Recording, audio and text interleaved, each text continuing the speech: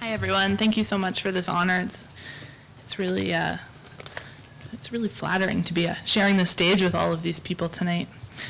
I'm a journalist with a music and jazz saxophone, and there was a time in the beginning of my career where that was a source of anxiety for me. Colleagues would say to me, "So, you know, did you go to J school?" Meaning journalism school, of course, and I would mumble, "Yeah, sure," thinking, you know, it's just a technicality. I quickly came to see that that was a very silly perspective, and that so much of what I needed to start a career in journalism I learned from Capilano College then and university now. For my one-on-one music instructors, I studied saxophone, Stan Karp, Ross Taggart, Mike Allen, and Campbell Riga. I learned about the dedication and discipline that I needed to pursue music at that time and now writing. From studying world music, I learned about different perspectives, how different people from different backgrounds interpret the same material in completely different ways, which I think is a very important thing for journalists to understand. In studying music history, in particular with now retired Al Wold, I learned the importance of having reverence for the masters, how important it is for me as a writer to closely study those who came before me. In Grace McNabb, who's here tonight, in her counterpoint class, I learned about melodic development, dissonance, tension, all these essential elements of storytelling that I was later able to apply in constructing narratives.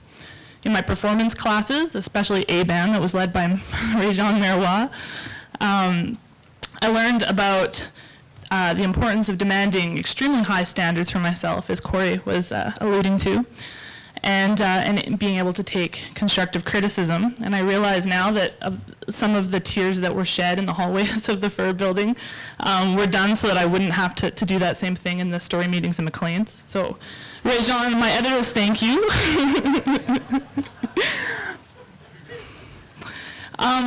I also was very lucky to have found myself at Capilano. I came with a passion for music, and I think my mom, who's here tonight too, would tell you that one of my characteristics is that I get bored very easily. I move around a lot. I'm always interested in the next thing. So I was very lucky to find myself at an institution which has, you know, is known for its excellence in music, but also had so much else to offer. So when I was looking for the next thing for me, I found myself being able to study with philosophy teachers such as Stan Persky and John Dixon, who taught me to think critically and ask hard questions. They also planted the seed in me, this curiosity for what it might be like to have an intellectual life of writing, and writing teachers like Ryan Knighton were able to show me that that was possible and give me a model for how that I might be able to pursue that. Also, of course, the Capilano Courier I was editor there, and they taught me all the nuts and bolts of journalism, and I owe them so much.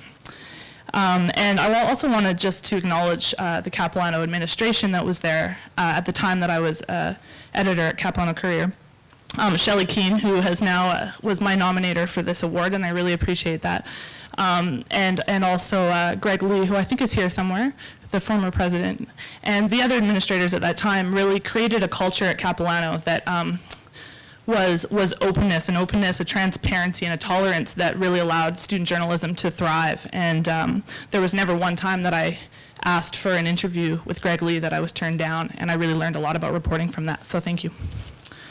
But most importantly, especially from those in the music department, but all through Capilano, I was shown by their own dedication to continuing their own learning and becoming better musicians themselves that my education did not end with my degree, and I would really learn something about continued learning, and something that I think that I carry forward in my education and in my career.